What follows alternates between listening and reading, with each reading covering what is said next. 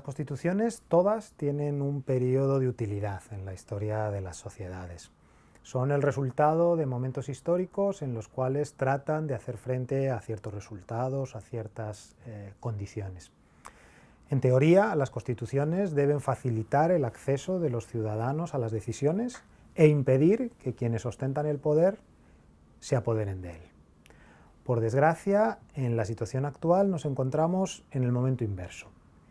Quienes ejercen el poder bloquean el acceso de los ciudadanos y estos carecen de posibilidades de incidir sobre aquellos y de controlar a quienes lo ejercen. Los derechos, que son una de las conquistas básicas que aparecen en las constituciones, han quedado desnaturalizados, no pueden ser efectivamente ejercidos. La democracia, que es el elemento básico del constitucionalismo moderno, está desvirtuado por la incidencia de los partidos, de los medios de comunicación, de la financiación. Por desgracia, no parece que quede en la actualidad más remedio que acudir a una renovación total del sistema.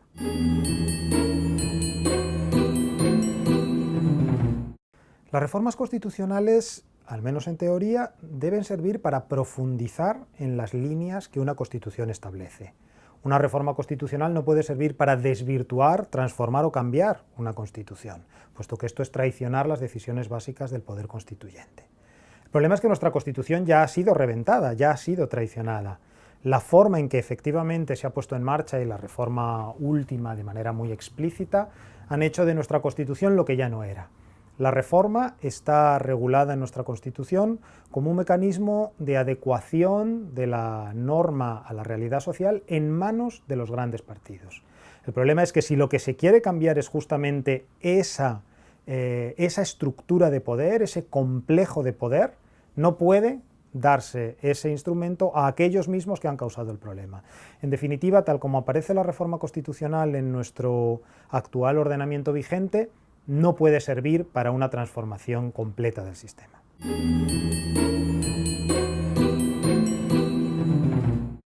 Sobre cuáles son las condiciones idóneas para el desarrollo de un proceso constituyente, en principio hay que decir que históricamente este se produce normalmente en momentos de conmoción. Se podría decir que los procesos constituyentes se dan siempre en los momentos menos adecuados, pero son justamente aquellos en los que es posible la transformación. Ahora bien, más allá de eso, lo que tiene que estar claro es que la única forma de aprender la democracia es ejerciéndola.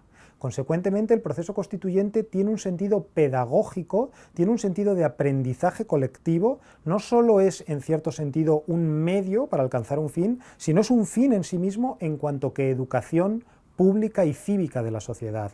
La sociedad aprenderá y demostrará su capacidad de autogobierno ejerciéndolo. Lo que no se puede es esperar sentado a que de alguna manera, que nadie sabe cuál es, se demuestre que existen ya las condiciones de madurez. Esta madurez se demuestra en el ejercicio. Es el propio proceso democrático el que hace madurar a las sociedades. La experiencia demuestra que incluso en aquellas condiciones que parecen más difíciles, incluso en aquellas sociedades en las cuales problemas lingüísticos, étnicos, sociales, etcétera, parecieran hacer imposible un proceso constituyente, la propia apertura de la dinámica democrática resuelve de manera mucho más rápida y eficaz en la práctica esas dificultades que lo que ninguna especulación teórica puede aportar.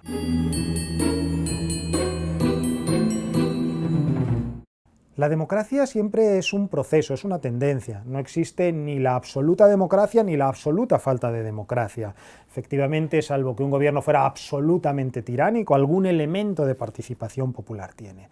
Por tanto, ¿qué entendemos por un proceso genuinamente democrático? Pues el proceso que es percibido por las sociedades en las que se ejerce como suficientemente democrático. Esto va a implicar también un aprendizaje y también un toma y daca.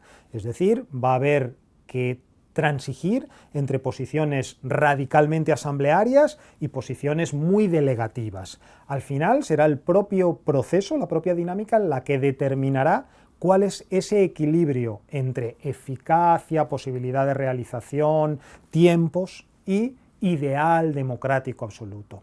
En último término, lo que está más claro es lo que no es un proceso democrático. No es un proceso democrático, un proceso secuestrado por los partidos. No es un proceso democrático, un proceso que depende de la financiación de los grandes grupos económicos. No es un proceso democrático el que depende del acceso a grupos privados de información que tienen su propia agenda. No es un proceso democrático aquel que realizan aquellos que ya están desempeñando funciones de gobierno y que por tanto tienen como prioridad mantener su propia situación de privilegio. Por tanto, negativamente, un proceso legítimamente democrático es aquel que está razonablemente protegido frente a la colonización del dinero, de los medios de comunicación, del poder, del Estado. Es un proceso en el que razonablemente la población puede expresarse en un plano de horizontalidad. Al final, como es natural, hay que llegar a un texto, y para llegar a un texto habrá que converger de alguna manera. Sea esta una asamblea tradicional, sea esta una asamblea menos tradicional, vamos a decir más disgregada, más abierta, pero en último término, cualquier proceso de discusión tendrá que conducir a la elaboración de un texto. Por tanto, es más bien despejando los enemigos de la democracia como ésta surge. O por decirlo todavía de otra manera, no existe una receta o un modelo perfecto de la democracia. Lo que existen son los enemigos de la democracia. Basta con acallar a estos enemigos para que la democracia, como autogestión popular, se manifieste en cada caso como estime conveniente.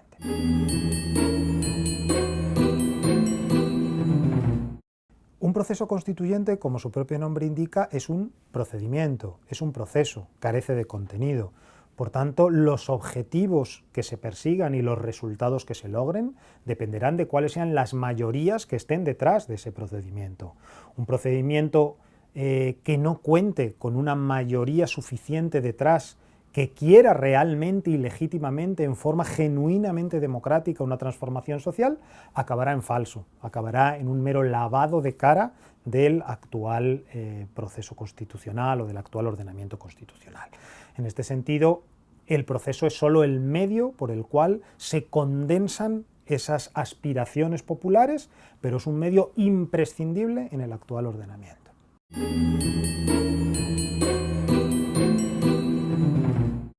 La realidad demuestra que han existido diferentes mecanismos para poner en marcha los procesos constitucionales y constituyentes.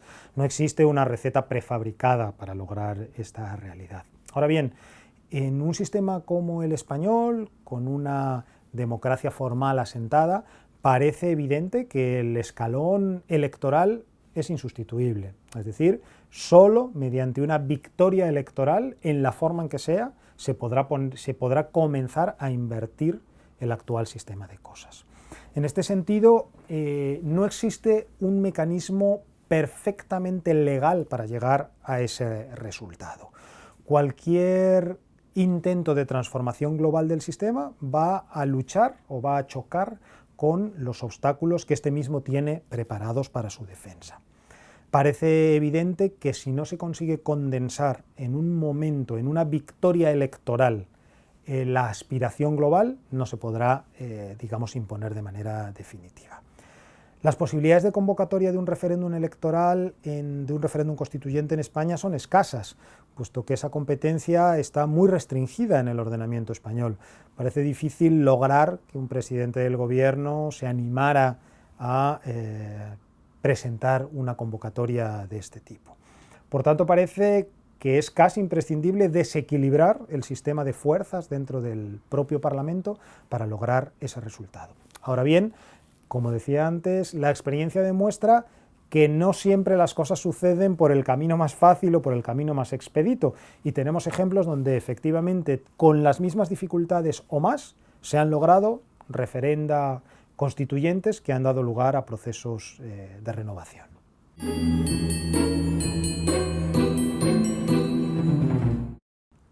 La capacidad que tienen los regímenes políticos para reinventarse es muy alta. Ahora, no creo que pueda ignorarse que estamos ante un momento muy delicado para los poderes establecidos.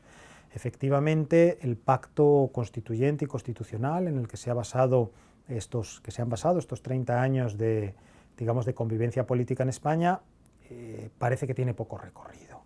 La corrupción es percibida mayoritariamente como un cáncer que ha comido al sistema, la incapacidad de incidir políticamente es sentida con frustración por la mayor parte de los ciudadanos, la pérdida de servicios sociales, de los derechos sociales, está poniendo en entredicho la propia identidad colectiva de muchos habitantes, ¿no?, del Estado español, españoles y no españoles. Y en este sentido parece que están dadas las condiciones para una quiebra, para un final de ciclo. Ahora bien, este final de ciclo puede producirse de una manera más o menos brusca, con un resultado bueno o malo, pero también puede entrar en una lenta decadencia, como ha sucedido en otros lugares, en los cuales España sencillamente vaya perdiendo el tren lentamente de la modernidad y se vaya sumergiendo pasivamente en el grupo de los países más o menos subdesarrollados, más o menos olvidados, más o menos fuera del mundo, ¿no?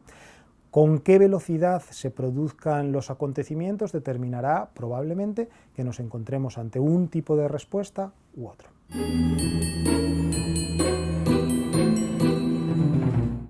Quizá lo más interesante del paralelismo que se pueda establecer entre el actual sistema, digamos, entre la actual crisis constitucional y lo que ha sucedido en algunos países latinoamericanos, tenga que ver con la improbabilidad o dificultad del procedimiento. Lo que las experiencias latinoamericanas han demostrado es que en contextos sumamente complejos, donde había atrasos históricos, donde había presiones extranjeras, donde había economías totalmente intervenidas, donde parecían faltar los elementos mínimos para conseguir una renovación constitucional, sin embargo, una voluntad decidida de un pueblo consiguió invertir ese resultado. Por tanto, la enseñanza principal que yo creo que debemos obtener o podemos obtener de los procesos latinoamericanos no es ni el cómo, ni el qué, ni el cuándo, porque esto depende de la realidad nacional de cada país, sino que la enseñanza principal es que lo improbable es posible, que solo se necesita la voluntad inquebrantable y decidida de una mayoría social. Y el resto de los inconvenientes, el resto de los obstáculos caerán. No existen muros técnicos, económicos, políticos ni sociales inquebrantables o insuperables. Es la voluntad de un pueblo la que determinará el resultado final. Y pueblos que tenían a priori muchas más dificultades, que habían sufrido largos años de abandono, de pobreza, de racismo, de explotación, etc., han conseguido ponerse de pie. Por tanto, yo creo que es esta nota de optimismo, de un optimismo realista, la que debemos aprender de allí. Y quizá acompañarlo de no será fácil. Es decir, lo que estos procesos han demostrado es que los enemigos del cambio son poderosos y que, por supuesto, van a reaccionar y no van a ser derrotados en un solo asalto. Es decir, que incluso si se llega a convocar una constituyente, se intentará boicotear la constituyente, se intentará torpedear la constituyente, incluso si se llega a aprobar una constitución genuinamente democrática, se intentará torpedear la constitución, se intentará torpedear este nuevo ordenamiento, e incluso si se llega a poner en marcha un proceso razonablemente emancipador, seguirán existiendo estos enemigos. Por tanto, las enseñanzas son, por un lado, el razonable optimismo y por otro, las dificultades que hay en el camino. Este no es un camino que se consiga en un solo asalto, no es una pelea de corto recorrido, es un largo camino. Por tanto, las mayorías sociales que lo emprendan tienen que saber que este es un compromiso en el cual se van a ver involucrados generacionalmente. Este es el proyecto de una generación completa. Por eso es interesante que en el caso español haya sido la Juventud Sin Futuro y Sin Miedo la que haya dado el primer paso, porque justamente ese es el espacio temporal que necesitamos. Necesitamos una juventud sin futuro y sin miedo, que sobre todo lo que no tiene es pasado y que lo que tiene es todo por ganar, ¿no? Y que sepa que a lo largo de los próximos años se le abre no una pequeña batalla, sino un largo camino de lucha hasta conseguir una genuina emancipación.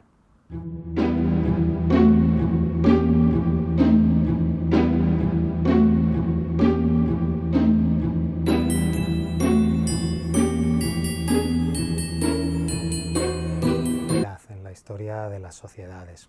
Son el resultado de momentos históricos en los cuales tratan de hacer frente a ciertos resultados, a ciertas condiciones. En teoría, las constituciones deben facilitar el acceso de los ciudadanos a las decisiones e impedir que quienes ostentan el poder se apoderen de él. Por desgracia, las reformas constitucionales, al menos en teoría, deben servir para profundizar en las líneas que una Constitución establece. Una reforma constitucional no puede servir para desvirtuar, transformar o cambiar una Constitución, puesto que esto es traicionar las decisiones básicas del poder constitucional.